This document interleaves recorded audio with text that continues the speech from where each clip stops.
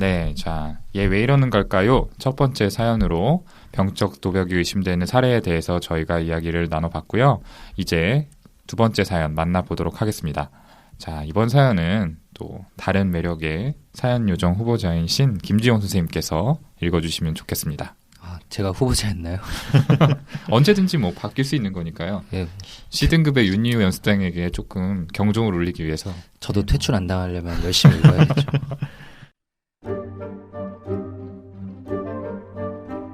안녕하세요. 저는 모 대학병원에서 근무 중인 수련이입니다. 사연을 신청하게 된 계기는 저희과 펠로우 선생님 때문입니다.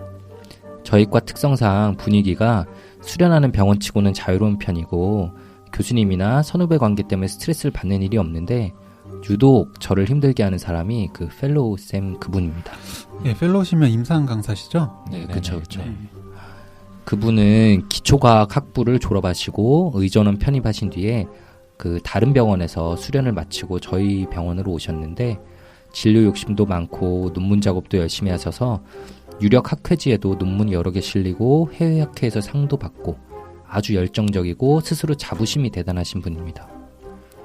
그분 모교 후배 전공의들에게 물어보면 남들 6시, 7시에 퇴근할 때도 혼자 밤 12시에 가는 스타일이었다고 하더라고요.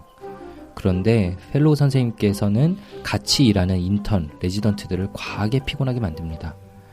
부임 첫 해는 안 그랬다는데 다음 해부터 그렇게 변했다고 하시네요. 어떻게 힘들게 하시는지 예시들을 들어본다면 일단은 호칭 문제가 있는데요. 학생이 한번 선생님이라고 불렀는데 임상교수라고 적힌 자기 명찰을 내동댕이 치면서 교수라고 부르라고 화를 내시고 저희에게도 자기 호칭을 똑바로 해달라고 정색하셨습니다. 대박인데 진짜 대박인데요. 이거. 제가 웃으면 안 되는데 이거 참 당황스럽네요. 네, 그리고 수련이인 너네가 학생을 제대로 교육하라고. 근데 그분이 수련받았던 병원 분위기가 그렇게 권위적인가 하고 물어보면 그렇지도 않다고 하더라고요. 거기서도 펠로우 호칭을 교수라고 하지도 않고요. 이게 사실 정상이죠. 그렇죠. 네. 또 다른 얘기로는 시도 때도 없이 화를 내는데 일관적이지가 않아서 대하기가 힘든 면이 있어요. 이러면 뭐 또 예측이 안 되니 더 힘들죠. 일화가 하도 많다 보니 오히려 기억이 잘 안 나네요. 논문 세미나를 하는데 한 선배 전공의가 어떤 주제에 관한 리뷰 논문을 발표하려 하니까 완전 화를 내셨는데 그 이유가 본인이 9월에 발표하려는 주제와 관련이 있는데 왜 이걸 리뷰하냐는 거였어요. 근데 그게 완전 똑같지도 않고 그 선배는 개인적으로 궁금한 주제에 관해 선택했는데 주제로 딴지를 걸면서 일장 연설을 하는데 솔직히 왜 저러나 싶었습니다. 그 외에도 다른 어떤 교수님도 진료할 때 전공의 어시스턴트를 받는 경우가 없는데 그분만 혼자서 어시스턴트가 있어야 되고 그것도 고년차만 돼요. 그리고 본인 환자는 절대 기다리게 하지 말라며 과 전체 사정을 무시한 행동을 하면서 마찰이 잦아요. 이 때문에 생긴 다른 교수님과의 트러블을 대놓고 전공의에게 하소연하시는데 주말에 진료가 끝난 경우도 전화를 걸어서 자기가 하고 싶은 말 다 하시고 끊습니다. 진짜 왜 저러나 싶네요. 네. 아직 끝나지 않았어요. 네. 최근 새로 들어온 그 시술에 대한 세미나를 그분께서 주최하게 되셨는데 그분께서 점심때 하자고 했거든요. 그런데 다른 교수님께서 저희에게 그날 식사하자고 하셔서 그 말씀을 드렸더니 밥 먹는 게 중요하냐. 내가 먼저 세미나 하자 그랬으면 밥 먹는 거 미뤄야지. 내가 한 약속이 더 중요하지. 교수님의 밥 약속이 더 중요하냐. 막 이러고 화를 내고 전화 끊으셨어요. 그런데 전에는 가끔 세미나 할 때 너네 밥 먹고 하자. 이렇게 보자 할 때도 있으셨었고 이게 상황마다 다르니까 자기 기분에 따라 화를 버럭 내고 일방적으로 끊으니 저희로서는 어떻게 대처해야 될지를 모르겠습니다. 수련을 영원히 하는 게 아니라서 그냥 남은 시간 잘 보내고 싶은데 이런 일을 계속 겪다 보면 진짜 때려치고 싶어집니다. 가장 황당한 건 그 환자분들 때문도 아니고 교수님 때문도 아니고 다른 전공의 때문도 아니고 펠로우 때문에 이런 짜증남과 어이없는 화를 당해야 한다는 게 너무 이상합니다. 제가 만약 뭘 잘못했다 치면 다른 교수님들 같은 경우 꾸짖으실 때 따로 불러서 조용히 말씀하시는데 이분은 환자랑 학생들이 보는 앞에서 막 소리 지르고 어처구니 없이 당할 때는 정말 제가 어디 하소연할 때도 없고 위에 교수님들께 말할까 싶다가도 그분들이 해결해 줄 것 같지도 않고 어떻게 대처해야 할까요?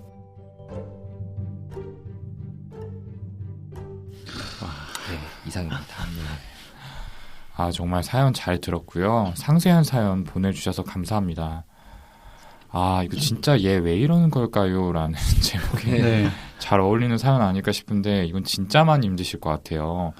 이게 저희도 다 병원 생활을 한 사람이다 보니까 이게 아마 청취자분들보다 조금 더 크게 공감할 수밖에 없을 것 같은데 선생님들 좀 어떠셨어요? 들으시면서? 네, 아마 저희 사연을 읽을 때 그 청취자분들께서 쟤네들 왜 이렇게 반응하는 거야 이렇게 아마 느끼셨을 수도 있는데 저희도 다 병원 생활을 산 사람들이라서 저희 머릿속에 막 장면들이 그려져서요. 저희 다 가깝해진 것 같아요. 저도 뭐 별로 안 좋았던 기억들도 있고 왜 그렇게 웃으시죠? 아, 네. 싸우는 거 제가 옆에서 봤잖아요. 사연을 직접 보내신 거 아닌가. 네. 그런데 청취자분들께서는 병원 시스템이 어떻게 되어 있는지 잘 모르실 수 있을 테니까 저희가 좀 부연 설명을 드려야 될 것 같아요. 마침 제 맞은편에 그 펠로우를 하셨던 윤희우 교수님께서 앉아 계시니까 펠로우란 게 어떤 자리인지 좀 설명을 부탁드릴게요. 아니, 교수라고 하니까 좀 이상한데요. 저는 펠로우라는 자리는 그 전공의 수련 과정을 마치고 나서 아직 교수는 아닌 전임이라고 하는데요. 뭐 명찰에는 임상조교수, 뭐 임상교수 이렇게 공식 직함이 되어 있지만 보통은 교수님이라고 부르진 않아요. 그냥 듣기 민망하기도 하고 뭐 전임이, 뭐 펠로우 이렇게 부르죠. 민망하셨다고요? 제가 듣기로는 교수라고 안 불렀다고 화냈다는 소문이 있었는데 사실인가요? 네, 막 그 전공의가 만들어 온 명단 이런 거 다 찢어버리고 얼굴에 던졌다고. 아, 그리고 그 병원 게시판에 교수라고 적힌 거 사진 찍어서 페이스북에 올리셨었잖아요. 그렇죠. 친절교직원 윤희우 교수 이거 예. 올린 거 저도 네. 본 기억이 나는데. 아니, 그건 제가 올린 게 아니라 저를 놀리려고 올렸었던 거고요.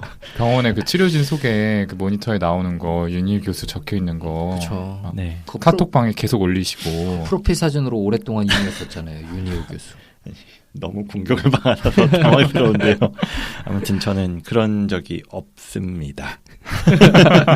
진실은 네, 청취자분들께 판단에 맡기겠습니다. 네, 아무튼 이 펠로우는 사실 뭐 전공의들하고는 그냥 대면대면한 관계 정도거든요. 뭐 같은 병원 출신의 선배면 친하게 지낼 수도 있지만 여기 뭐 사연에서처럼 다른 병원 출신인 선생님이면 특히 친하진 않은 경우가 많죠. 뭐 일반적으로는 펠로우들도 전공의들에게 뭔가 요구하거나 뭐 기대하는 분위기도 아니고요. 네. 맞죠. 그래서 뭐 그런 펠로우나 교수 같은 경우에 앞으로 세브란스 조울장의 후계자 펠로우와 교수를 연달아서 연임하실 오동훈 선생님은 어떻게 보시나요? 뭐 비슷한 경험들 해보신 적 없나요? 아니, 이게 저한테 굉장히 부메랑처럼 바로 돌아오네요. 아, 뭐, 근데 뭐, 저는 사실대로 말씀드리자면은 정말 너무 인자하시고, 굉장히 학문적으로 뛰어나신 교수님과 좀 자상하고 잘 케어해주는 윈년차 선생님들 아래에서 수련받아서 이런 경험은 별로 없네요. 제가 아는 사실이란 뜻이랑 좀 다른 것 같아요. 오동 선생님이 쓰시는 사실이란 단어가. 오동 선생님 툭 하면 흥분된 목소리로 전화 와서 막 얘기하시잖아요. 너무 좋았다. 너무 자상하시다. 뭐 이렇게 제가 흥분했었죠. 와. 오동훈 선생님은 이틀 뒤 스승의 날에 또 찾아뵈려고 휴가까지 내놓은 사람이니까 맞다. 이 방송에서 너무 막말을 할 수는 없죠, 사실. 그렇죠. 네. 네, 이 자리를 빌어서 선생님 뭐 은혜에 감사드리고요. 이 정도로 좀, 예, 아니, 노래라도 한번 해보실래요? 스승의. 아, 죄송합니다. 뭐 혹시나 뭐 그럴 가능성은 없으시겠지만 뭐 선생님들 들으신다면은 뭐 좀 오해하지 않으셨으면 좋겠고요. 뭐 어쨌든 네. 넘어가시죠. 네, 어쨌든 넘어가서 저도 진짜 저런 펠로우 선생님하고 있었으면 진짜 정말 때려치고 싶었을 것 같아요. 네, 허경 선생님 그런 얘기 많이 하셨잖아요. 너무 비난 그만하자면서요. 제 비난 그만하자고요. 제 비난 그만하고 아, 이거 다른 다 사람 비난하자고. 편집한다고 이거 다. 그래요? 몇몇 것은 살아있을 겁니다. 네. 사연에 집중하죠. 네. 네, 죄송합니다. 아무래도 사실 근데 이런 펠로우 선생님이 일반적인 경우라고 보기는 굉장히 어렵죠. 그러니까 사연 주신 분께서도 이렇게 힘들어 하시는 것 같고요. 자, 이분이 왜 이러시는지에 대해서 이야기하기 전에 혹시 이분의 예상되는 진단 저희가 진단명을 붙인다면 어떤 걸 붙일 수 있을지 여기 대해서 각각 좀 말해볼까요? 네, 뭐 저 같은 경우에는 예전에도 우리가 방송했었던 것처럼 화이트 칼라 사이코패스 이걸로 볼 수 있지 않을까요? 그죠. 제 생각에도 좀 그때 그 케이스가 생각이 났는데 많이 좀 오버랩이 되는 것 같아요. 이분 사연 들어보면 진료 열심히 하고 또 연구 업적 위해서 논문도 열심히 쓴다고 하는 걸 보면은 성공을 굉장히 중시 여기는 반면에 그 과정에 다른 사람의 희생이나 뭐 어떤 배려나 이런 것들이 필요하다는 거는 좀 관심이 없고 안중에도 없다는 그런 느낌이 좀 있네요. 네. 저는 약간 생각이 다른데 그 화이트 칼라나 소시오패스나 사이코패스 같은 그 반사회적 인격 장애라기보다는 그 경계성 인격 느낌이 좀 강하게 드는데요. 혹은 뭐 자기애성 인격의 성향도 많이 보이는 것 같고요. 이분이 뭐 사실 보면은 착해 보일 때도 있잖아요. 뭐 그래 점심시간 챙겨야지 막 이렇게 얘기할 때도 있으니까 그러다가 갑자기 확 안 좋아지고 양면의 모습을 보여서 이제 사연자분이 더 힘들어하는 것 같은데 이분의 그 펠로우 선생님의 낮은 자존감이 그냥 건드려질 때 생기는 분노를 조절하는 능력이 거의 없는 사람이지 않나 저는 그 정도 생각이 듭니다. 네. 저는 자기애적 인격 성향 가지신 분 같아요. 자기애적 인격의 핵심이 인정받고 싶은 욕구잖아요. 내가 이렇게 대단한 사람이야. 날 대단한 사람으로 대접하란 말이야. 이게 저분의 핵심인 것 같아서요.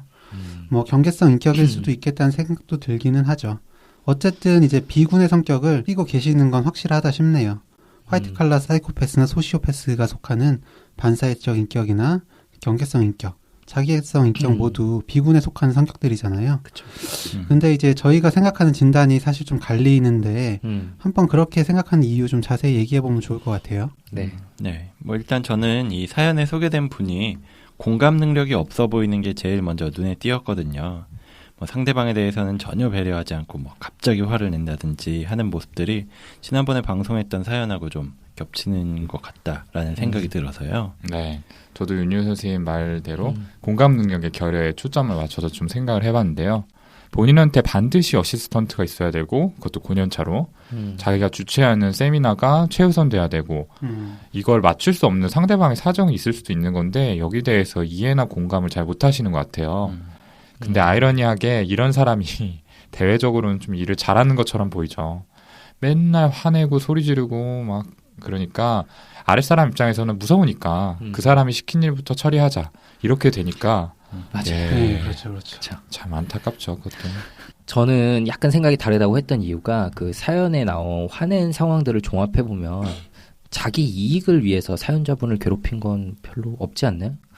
그 아까 말했다시피 저는 낮은 자존감 자극받는 상황에 견디지 못하고 쉽게 화내는 것 같고 예를 들어서 교수님이 아닌 선생님이라고 불렀다고 명찰을 집어던지고 화를 냈다는 건 그분 자존감이 얼마나 낮은지 명확하게 보여준 예인 것 같아요. 일단은 뭐 보통 교수님이라고 부르지도 않지만 사실은 잘못 부른 상황이라고 쳐도 그 자존감이 건강한 분이라면 그냥 씩 웃으면서 야 다음부터는 교수님이라고 불러라 이렇게 말할 수 있는 거거든요. 그렇죠. 윤희우 선생님처럼. 네. 근데 경계성 인격장애 진단 기준 중에 그 부적절할 정도로 심하게 화를 내거나 화를 조절하지 못한다는 내용이 있어요. 네. 이분 정도면 거의 거기에 해당되는 수준이 아닌가 저는 이렇게 생각을 했거든요. 네. 그 자기애적 인격 장애가 있는 경우에도 낮은 자존감이 자극받는 상황에서 화를 내는 모습은 사실 흔하게 있어요. 이분도 화를 조절하지 못하고 감정 기복이 심하다곤 하지만 자세히 살펴보면 그게 완전히 예측 불가능한 게 아니라 자존감에 상처를 줄 만한 상황, 거기서만 반복이 되고 있거든요. 물론 그게 보통 사람들이 생각했을 때는 아니 이게 왜 자존감이 상처가 되는 거지? 하고 의문이 들긴 하겠지만요. 그쵸. 네, 그렇죠. 그래서 자신하고 먼저 세미나를 하자고 했는데 다른 교수님이 식사하자고 했다는 얘기를 듣고 화를 냈다. 이 장면을 봐도 사실 뭐 서운하고 좀 마음이 불편할 수는 있죠. 어쨌든 본인하고 먼저 약속을 했는데 전공의 입장에서 이제 그거를 취소하고 변경하는 그런 상황이니까요. 네. 근데 그렇다고 해서 그 일이 이렇게까지 화를 낼 문제는 아니라고 저희도 그렇고 그렇죠. 보통은 생각을 하는데 자기애적 성격을 가지고 있는 분들한테는 이런 문제가 굉장히 크게 다가오는 경향이 있죠. 무시했다고 받아들이는 네, 거죠. 나를 무시해서 그리고 뭐 이야기하다 보니까 제 생각에는 이런 사연 속의 모습이 어떤 인격장애 하나로 설명할 수 있는 건가 싶은 생각이 들긴 했어요. 경계성 인격장애에서 핵심적인 요소가 뭐 자기에 대한 느낌, 내가 누군지 원하는 게 뭔지 알지 못해서 공허감을 자주 느낀다는 건데 그러다 보니까 뭐 대인관계뿐만 아니라 직업적으로도 안정적인 직장을 유지하고 커리어를 쌓는 게 어렵죠. 그런데 이분은 어쨌거나 전공이 마치고 펠로우도 몇 년째 하고 있고 뭐 연구도 굉장히 열심히 하고 또 결혼해서 가정도 있고 여러 상황에서 감정 조절이 안 되는 점이 두드러지긴 하지만 그 외의 모습이 전반적으로 경계성 인격 장애로 보긴 좀 어렵지 않을까요?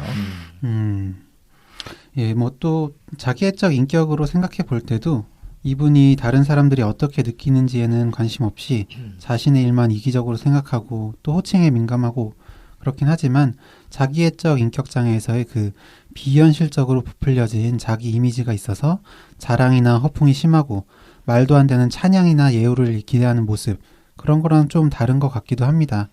사연의 정보로 봐선 어느 한 진단으로 보기는 좀 어렵네요. 좀 아까까지 자기애적 인격장애라면서요. 아, 지금 치고 올라오시려 그러는 것 같은데 굳이 진단을 내린다면 그쪽에 가깝다는 거죠. 근데 이분 본인을 교수보다 높다고 생각하시는 것 같기도 해요. 네. 면담 한번 해보고 싶네요. 네, 저희가 전에 인격 진단 내리는 것이 스펙트럼 같은 거라고 얘기한 적이 있었죠. 지금 저희끼리 진단이 약간씩 갈리고 있는 상황을 이렇게 보시면 될 것 같아요. 일단 B군 성격이라는 데는 다 의견이 동일한 거잖아요. 네. 아, 저 사람은 파란색, 빨간색, 노란색 이렇게 세 개의 색깔 계열 중에 빨간색 계열이라는 건 다 동의한 거죠. 그거는 지금 너무 뻔한 건데 네. 근데 빨간색 계열 안에서도 약간 분홍색에 가까운 쪽이 있고 막 자주색에 가까운 쪽이 있고 막 이럴 거 아니에요. 근데 그 사이쯤 어딘가에 있는 색이면 뭐라고 딱 집어 말하기가 힘들어요. 뭐 저는 저거면은 분홍색에 더 가깝지 않아? 라고 하는데 이제 허경 선생님은 아니야, 저 그래도 자주색을 더 많이 띠고 있지, 거기에 더 가깝지, 이렇게 얘기하는 상황이라고 보시면 될 것 같고요. 뭐 저희가 직접 대면을 하고 자세하게 면담을 한다면 조금 더 정답을 찾아나갈 수는 있긴 하겠지만, 근데 뭐 물론 제 진단이 맞다고 생각합니다. 마지막에 선언하셨네요. 네, 그래서 이제 저희가 의견이 조금 갈리긴 했지만 의심하는 진단과 그 이유들에까지 얘기를 해봤습니다. 근데 진단 이런 걸 떠나서 저희가 이 시간 제목처럼 얘 왜 이러는 걸까요? 이제 사연자분께서도 그렇고 청취자분들도 그렇고 이걸 좀 궁금해 하실 것 같아요. 왜 이러는지. 여기에 대해서 좀 이야기를 해볼까요? 뭐 주어진 팩트와 이렇게 사례들만 가지고 한번 가설을 세워볼까요? 이분은 어쨌든 자존감이 낮은 건 확실하죠. 네. 근데 자세한 이유는 모르겠지만 전공의 때부터 남들에 비해 이상할 정도로 열심히 근무한 점도 어떻게 보면 그냥 열심히 사람일 수도 있겠지만 낮은 자존감을 스스로 보상하기 위한 행동일 수 있어요. 저런 게 흔치는 않거든요. 그런데 이렇게 훌륭한 전공인데도 불구하고 본인이 그 수련을 마친 병원에 남지 않은 건지 남지 못한 건지 모르지만 다른 병원에 가게 됐잖아요. 이것도 뭐 물론 가설이긴 하지만 이게 다른 지원자에게 밀린 걸 가능성이 높아요. 웬만하면은 그 자기 근무했던 좋은 병원에 남고 싶었을 텐데 그 상황에서 또 자존감이 확 자극받았을 수가 있죠. 낮은 자존감이. 이분 머릿속에는 2차적으로 선택해서 지금 근무하고 있는 병원이 이분 머릿속에는 나보다 낮은 등급의 사람들이 근무하는 곳이라고 그렇게 생각하고 있을 거라고 전 생각해요. 그러니까 본인 생각에는 나는 더 좋은 곳에 있다가 온 훌륭한 사람인데 사람들이 그런 나를 알아봐줘야 되고 본인만 특별 대우를 받아야 하는 거죠. 그런데 그런 나를 사람들이 이제 못 알아보고 감히 학생이 무시하는 듯한 상황이라고 이렇게 약간이라도 느낄 때마다 나오는 분노를 확 참지 못하는 거예요. 평소에는 뭐 그렇게 나쁜 사람까지는 아니어서 이렇게 뭐 식사 시간에는 뭐 밥 먹어야지 이렇게 양보하기도 하고 하다가 일관적으로 나쁜 게 아니라 자기 약점으로 느껴지는 부분이 건드려질 때만 폭발적인 반응을 보이니까 주위 사람들은 더 예측하기도 힘들고 많이 당황스럽겠죠. 네. 근데 제가 지금 얘기한 다이나믹은 자기애적 인격장애 얘기인 것 같네요. 아주 정확한 것 같네요. 네, 아까 그러니까. 비난하시더니 허경 선생님. 예, 제가 자기애성 인격 장애라고 했잖아요. 제 생각이 약간 얕았던 것 같습니다. 네. 계속 그 등급에 머물러 계시고요. 지금 김종 선생님이 말한 거에다가 추가로 더 썰을 좀 풀어보자면은 이분은 기초과학 쪽 전공을 하시고 인지도가 높은 의학전문대학원에 입학을 하셨잖아요. 프로필상 이제 중고등학교 때 본인과 비슷한 성적의 사람들이 간 의대에 뒤늦게 들어온 것일 수도 있어요. 그러니까 대입해서 불합격했다가 이제 나중에 들어오신 거일 수도 있고요. 그쵸. 근데 이제 병원에서 수련 생활을 하면 자기 나이 또래들이 윗년차로 있는 상황에서 자격지심이 발생하는 상황이 굉장히 좀 많아요. 병원에서의 지위나 연차 이런 것들에 많이 민감한 캐릭터가 형성되었을 수 있을 것 같아요. 지금까지 이렇게 잘 된 거는 이런 낮은 자존감을 복구하고자 하는 노력의 결과였을 것 같은데 지금 이런 식으로 계속 트러블이 많이 생기면 더 잘 되는 건 어려울지도 모르겠네요. 네, 그렇네요. 그래요. 그래서 뭐 지난번에 저희 다른 방송에서도 이야기했었던 것처럼 뭐 또래 관계가 어렵다고 하셨었던 그분처럼 그쵸. 윗분들하고만 어울리는 분. 그렇죠. 뭐 그분처럼 서열에 집착하게 되고 이런 모습을 보였을 수도 있을 것 같네요. 그리고 또 또래들에 비해서 뒤처졌다는 생각이 들면서 뭐 과하게 자기 필드에서 성취나 성공에 몰두하고 또 그러다 보니까 주변에서 어떻게 보는지 잘 살피지 못하고 뭐 여러 가지 안 좋은 행동들을 하게 할 수 있었던 것 같습니다. 뭐 꼭 어떤 인격장애라고 하기보다도 이렇게 성공하는데 몰두하다가 인간적인 모습을 잃어버린 걸 주변에서 보기도 하고 뭐 영화나 드라마에서도 많이 봤던 것 같아요. 좀 옛날 드라마긴 한데 하얀 거탑에서 김명민 씨가 연기했던 장준혁 교수, 그 사람도 원래는 인간적인 사람이었지만 교수가 되고 성공해야 한다는 생각에 몰두하다 보니까 주변을 돌아보지 못하고 남들한테 상처를 주는 사람의 캐릭터를 보여줬었던 게 기억이 나거든요. 아, 네. 하얀 거탑 진짜 재밌게 봤었는데 저도 잠깐이나마 외과를 좀 지망했던 네, 기억도 나고요. 그 장준혁 교수가 좀 비슷한 면이 확실히 있는 것 같네요. 근데 제 생각에는 이 김지훈 선생님은 말씀하실 때 평소에는 그렇게 나쁜 사람이 아닐 거라고 했는데 주변 분이 이렇게 메일을 보낼 정도라면은 이거는 나쁜 사람 아닌가요, 사실? 네. 그렇죠. 네. 자꾸 판단이 계속 흔들리시네요. 잠깐만. 힘드네요. 네. 앞서 선생님들이 말씀하신 의견에 큰 틀에서 동의를 하고요. 근데 조금 다른 면을 살펴보자면 이를테면 본인이 발표하려고 했던 것과 비슷한 주제를 발표했다고 전공의한테 뭐라고 하는 거나 주말에 가까운 사이도 아닌 전공의한테 전화를 걸어서 바로 위에 교수님 욕을 하는 거 이런 것들은 사실 나를 알아봐줘 라는 욕구가 충족이 안 됐을 때 분노 반응을 보이는 이런 자기애적 인격 성향만으로는 설명이 조금 안 되는 부분이 있어요. 네. 그래서 이런 것들은 다른 사람의 입장이 돼서 생각해보는 역지사지식 사고가 좀 잘 안 되시는 것 같거든요.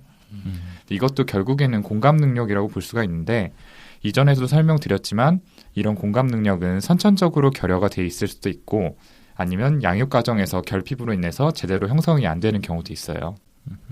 아무튼 뭐 저는 메일에 적어주시지 않은 다른 소소한 문제들이 분명히 많을 거라고 생각하고 일상생활 전반에 걸쳐서 조금 트러블이 있지 않을까 이런 생각이 들었습니다. 네.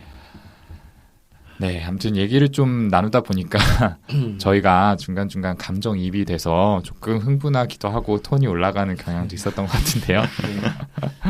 네, 말이 나온 김에 저희가 내부자의 입장을 전달해 드린다는 취지도 있으니까 각자 병원 생활하면서 교수님이나 여기 사연처럼 펠로우 선생님 아니면 뭐 다른 전공의들하고 마찰이 있었던 경험이 있다면 좀 얘기를 해볼까요? 특히 김지훈 선생님께서 네? 많이 흥분을 하시는 것 같은데요. 네. 아니요. 말씀 좀 한번 해주시죠. 경험에 대해서. 지금 이렇게 강하게 저항하시는 거 보니까 네, 막 말도 왔다 갔다 하시고 틀리시고. 네, 오늘 흥분 많이 하셔가지고. 아니, 제가 가지고 있던 트라우마를 여기서 풀기엔 너무 위험한 것 같고요. 네, 그냥 좀 다른 얘기 또 하나 떠오르는데 제가 1년차 전공의 때 좀 많이 힘든 시기였어요. 환자분이 굉장히 많고 액티비티도 많고 이래가지고 잠을 잘 못 자던 시기였는데 웬만해선 그런 일이 잘 없는데 한 번은 이제 다른 과에서 전화가 새벽 3시쯤에 전화가 와가지고 인턴 선생님이 이렇게 선망 환자가 있다 좀 협진을 봐달라라고 했는데 저는 진짜 기억이 안 나는데 예 가겠습니다 지금 갈게요 이러고 전화를 끊고 쭉 잤던 일이 있었대요. 웬만해서 그런 일이 없다고 하셨는데 제가 알기로는 아니요 저는 전화는 잘 받아요. 전화는 잘 받지만 진짜 그런 일이 없었는데 하여튼 근데 다음날 아침에 일어나서 굉장히 당황했던 게 근데 그게 별로 응급 상황은 아니어서 그 다음 제가 안 온다고 뭐 다시 전화 오고 이런 건 아니었거든요. 그렇게 뭐 응급도 아니고 다음날 봐도 사실 큰 문제는 없는 거였는데 담당 교수님께서 다음날 아침 일찍 전 병원 직원들에게 메일을 돌려서 이런 불성실하고 부도덕한 전공의에게는 강한 징계를 줘야 된다. 이런 메일을 막 돌렸더라고요. 그래서 저는 너무 깜짝 놀라고 저희 과 교수님들도 굉장히 당황하셨었어요. 별것도 아닌 일인데 뭐 왜 그렇게까지 했는데 저는 그때 어쨌든 그 일이 커져서 막 병원장님실에도 불려가고 이런 상황에서 엄청 당황했었거든요. 실수로 넘길 수 있는 일인데 네, 좀 그러니까 과하게 반응하신 사실, 부분이 있네요. 네, 그냥 그 교수님도 뭐 전공이 너 되게 힘들었구나. 다시는 그러지 마라. 뭐 잘 챙겨라. 이렇게 했으면 되는 건데 그때는 막 저도 너무 어이없고 당황했었는데 지금 보면 그분 자존감이 많이 낮으신 분 아닌가 이런 생각이 들어요. 네, 결국은 1년차 전공의 주제에 나를 무시했어? 라고 이렇게 반응한 거잖아요. 그리고 그 화를 참기 힘들어서 그런 큰 일을 벌이게 된 거고. 네. 좀 말도 안 되는 짓을 벌인 거였는데. 전달 방식인 확실히 문제가 좀 있었던 것 같네요. 그렇죠.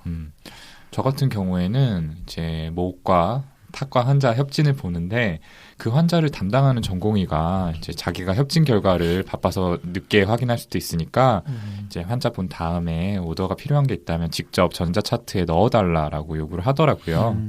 그게 뭐 일반적이지는 않은데 좀 저 입장에서는 도와주겠다는 생각을 하고 그렇게 했더니 그 주치의인 교수님이 무려 이제 미천한 일개 레지던트인 저한테 직접 전화를 거셔서 감히 내 환자에게 오더를 직접 내!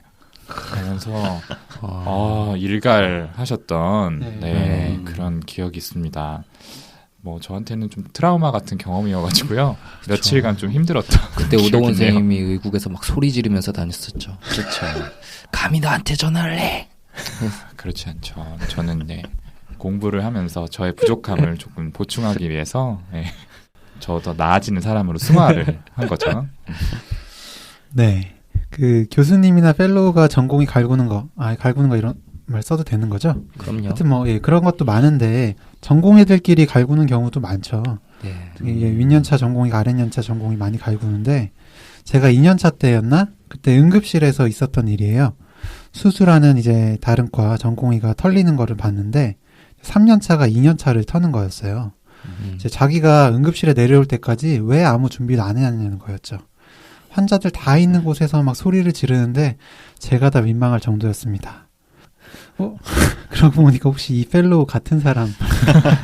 근데 이런 거 너무 흔해서. 그렇죠. 네. 병원에는 특히 좀 많은 것 같아요. 그렇죠. 어쨌든 그때 갈굼받던 제 동기는 지금 다행히 전문의가 되어 있습니다. 사연자분도 힘내십시오. 아이고, 네, 저는 뭐 직접 경험한 건 아니고 모 교수님이 협진이 늦어진다고 상대과 전공의한테 전화를 해가지고 내가 누군지 알아!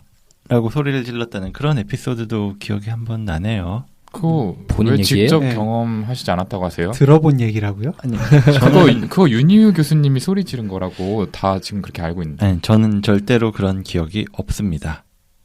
기억을 지우셨네. 이거 국회 청문회에서 많이 듣던 일인 것 같은데. 기억이 나지 않습니다. 네, 아무튼 저희 다 농담이고요. 윤희우 선생님 그럴 분 아닙니다. 네. 그게 농담 아닌가요? 네, 아무튼 생각을 해보면 병원이 정말 권위를 내세우는 분위기가 심해서 이런 일들이 심심치 않게 일어나는 것 같아요.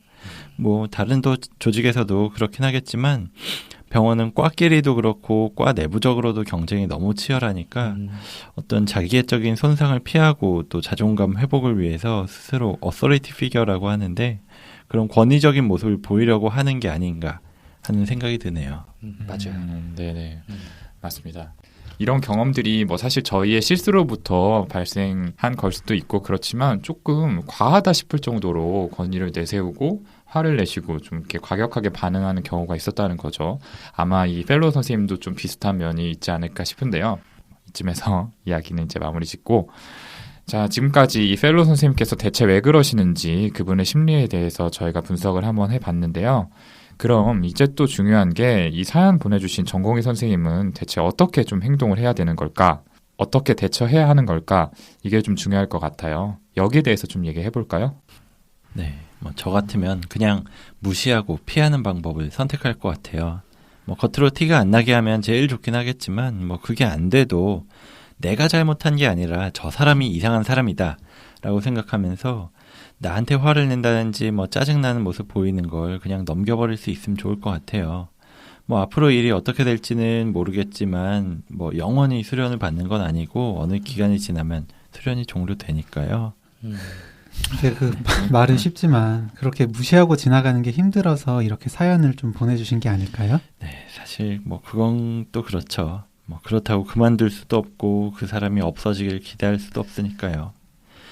그래도 워낙에 이상한 분이기 때문에 뭐 다들 그분 싫어할 것 같고 다 같이 좀 뒷담화하면 좀 풀어지기도 하잖아요. 네. 그렇게 하죠. 그래서 저희가 더 친해지기도 했죠. 네. 이럴 때 정말 얄밉게 사회생활 잘하는 분들 같으면 막 그 펠로우 선생님한테 가서 비위도 맞춰드리고 아부도 좀 하고 아 역시 뛰어나시군요. 제가 모르던 거 배웠습니다. 막 이런 말 하면서 그러면 잘 지낼 수도 있어요. 근데 보통 일은 아니죠. 저는 이런 거 잘 못해서 병원 생활할 때 좀 고생했던 것 같기도 하고 근데 뭐 그래도 하여튼 별로 추천드리고 싶은 방법은 아니네요. 네. 뭐 생각할수록 이건 참 답이 없는 문제다라는 생각이 드는데요. 저도 이런 분들 만나면은 좀 잘 지내보려고 사바사바 이렇게 좀 해보려고 하는데 그것도 한두 번이지 이제 진짜 지치더라고요. 더군다나 이제 일적인 부분에서만 그럼 모르겠는데 막 진료가 끝난 시간에까지 전화하고 이런다면은 진짜 힘드실 것 같아요. 사실 제 주변에는 이런 상사를 견디다 못해서 장문의 메일을 보낸 경우도 있었습니다. 최대한 정중하게 하지만 단호하게 좀 이런 행동을 삼가달라 이렇게 써서 보내는데요.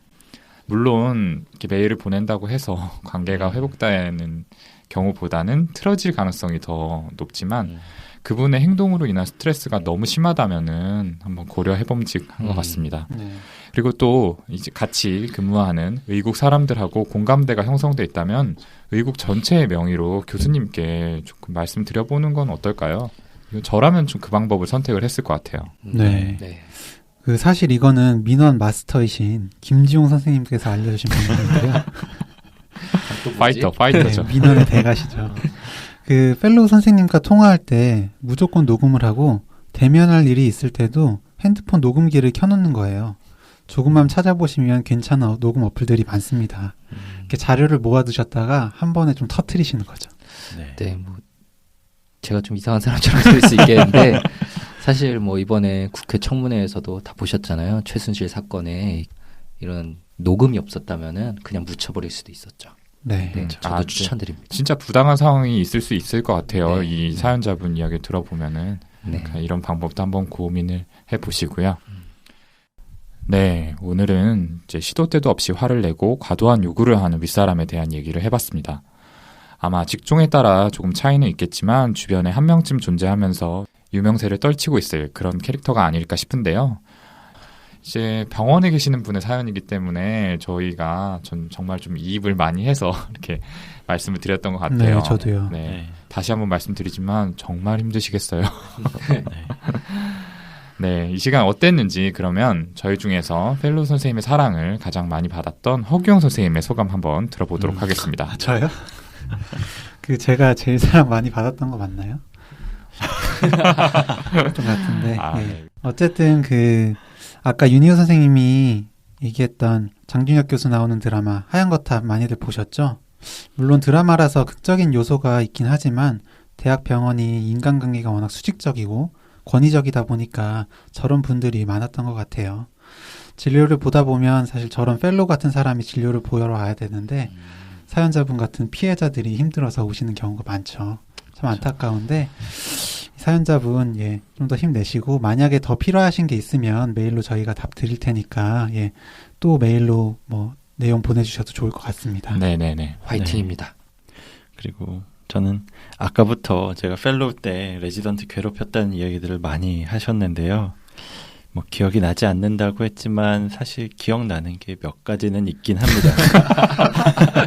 교수님이라고 안 불러서 명단 찢은 거요? 아니 그거는 사실이 아니고요.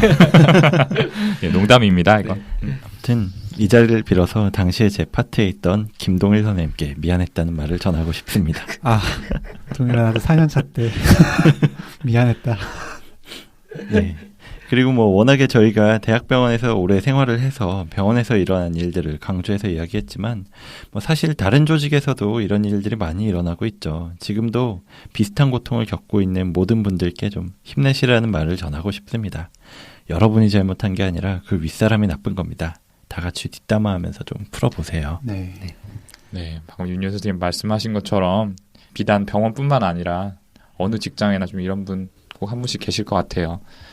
이제 이런 윗사람을 모시고 있는 모든 분들께 힘내라는 말씀 저도 전하고 싶고요. 자, 오늘 이야기 이제 이 정도에서 마무리 지을 텐데 마지막으로 저희에게 사연, 그 질문, 피드백 보내주실 메일 주소 소개를 해주셔야 될 메일 요정 손정현 선생님께서 오늘 불참하셨죠. 네. 네, F등급 받으셔가지고 뭐 패자부활전이 있으면 모를까. 농담이고요. 뭐 다음 주에는 또 오실 텐데요. 오늘은 허규영 선생님께 좀 메일 주소 소개를 부탁드려 볼게요. 네. A등급 연수생이니까 긴장하고 그 정도 있어서. 할 수 있잖아요. 긴장이 갑자기 되네요. 네. 예. 뭐 어떤 거라도 좋습니다. 뭐 사연, 피드백 다 좋으니까요. 그 메일 주소 brainrich6@gmail.com brainrich 숫자 6 gmail.com으로 많이 보내주시면 감사하겠습니다. 네. 다들 좀 실수하기만을 기다리고 계셨던 것 같은데. 네, 이렇게 메일 주소까지 잘 소개를 해주셨고 오늘 2개의 사연으로 진행했던 얘 왜 이러는 걸까요 시간은 이걸로 마무리를 지어보고요. 저희는 다음 시간에 더 유익하고 재미있는 컨텐츠 그리고 좀 더 퀄리티 좋은 방송으로 다시 찾아뵙도록 하겠습니다. 감사합니다. 감사합니다.